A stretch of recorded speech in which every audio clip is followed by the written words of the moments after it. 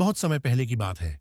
एक शहर में अब्दुल्लाह नाम का एक नेक और ईमानदार व्यापारी रहता था। उसकी दुकान बाजार के बीचों बीच थी और वह हमेशा अल्लाह की रजा, खुशी को अपनी दौलत से ऊपर रखता था। वह कभी मुनाफाखोरी नहीं करता था, हमेशा सही वजन करता था और गरीबों, जरूरतमंदों की छुपकर मदद करता था। एक बार उसके शहर में भयानक सूखा पड़ गया। नदियां सूख गईं, खेत बंजर हो गए और अनाज के दाम आसमान छूने लगे। बाजार के सारे व्यापारियों ने अपने गोदाम भर लिए ताकि ऊंचे दामों पर बेच सकें, पर अब्दुल्लाह ने ऐसा नहीं किया। उसने फैसला किया कि वह अपने पास जमा अनाज सिर्फ लागत मूल्य पर ही बेचेगा, ताकि कोई गरीब भूखा न रहे। एक दिन जब अब्दुल्लाह अपनी दुकान पर बैठा था, तो दो अजनबी उसकी दुकान पर आए। उनके चेहरे पर एक अजीब सी रूहानियत थी। उनमें से एक ने पूछा, अब्दुल्लाह, हमने सुना है कि तुम इस सूखे में भी लोगों की मदद कर रहे हो और बहुत कम दाम पर अनाज बेच रहे हो।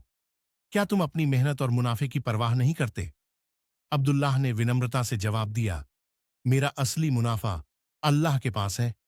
यह दौलत तो यहीं रह जाएगी, लेकिन नेक अमल और ईमानदारी मेरे साथ मेरी कब्र तक जाएगी। अगर मेरे एक छोटे से बलिदान से मेरे पड़ोसी और गरीब भाई भूखे सोने से बच जाते हैं, तो यह मेरे लिए दुनिया की सारी दौलत से ज्यादा कीमती है।